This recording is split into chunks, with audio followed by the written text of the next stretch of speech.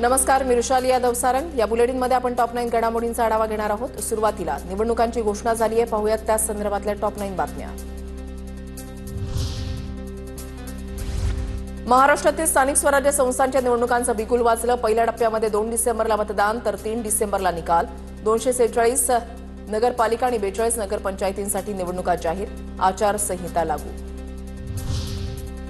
मतदार याद्या 7 नोव्हेंबरला प्रसिद्ध होणार। 10 ते 17 नोव्हेंबर या काळामध्ये नामनिर्देशन अर्ज दाखल करता येणार। 18 नोव्हेंबरला अर्जांची छाननी तर माघारीसाठी 21 नोव्हेंबरची मुदत।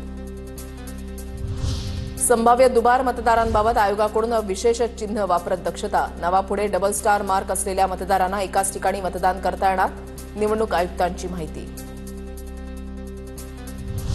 निवडणूक आयोगाच्या पत्रकार परिषदेवर राज ठाकरे संतापले। निवडणूक आयोग सत्ताधाऱ्यांच्या हातामधलं भावलं, तळपायाची आग मस्तकात गेल्याची राज ठाकरे यांची ट्विट करत प्रतिक्रिया।